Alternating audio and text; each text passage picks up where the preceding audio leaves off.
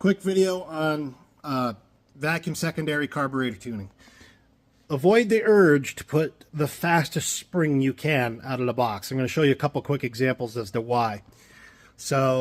And they don't quite behave like people think they're going to. And the way they behave probably will never show up on an engine dyno unless you're doing a very wide sweep, but it definitely shows up in the chassis dyno where we're going to try to make as wide a sweep as we can. So an example, this is a 410 FE motor with a tow truck cam. Nothing too crazy, just a pump gas, good vacuum brakes, easy to drive around.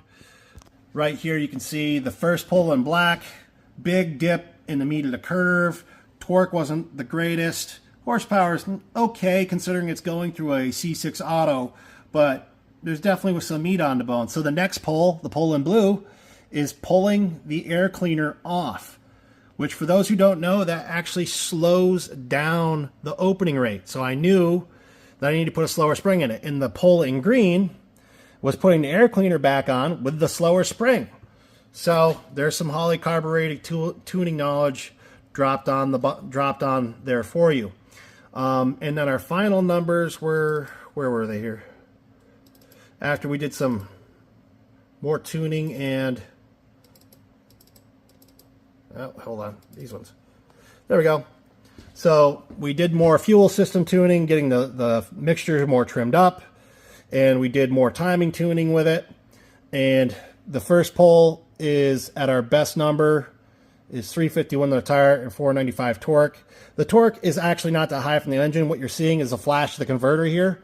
So we were making so much better torque through the tuning and the timing and the mixture at this point that we were actually making that converter stall about 500 RPM than it was supposed to, higher. Real torque's about 450 foot-pounds to the tire. So the next pull was we tried advancing the timing a little further, and, well, we lost some power. We knew where to stop pushing the timing and send it back where it was. And this truck would just do awesome rolling burnouts at 25 to 30 miles an hour all day, every day, and drive around like a kitten. Like I said, tow truck camshaft, not very big. Another more glaring example of a poorly adjusted secondary spring is this right here. This is my Challenger. The only good thing about it being so far out of whack was on the street, when you whacked it from low RPM, that tiny split-second bog you got out of it would just help you to get traction and take off like a scalded dog.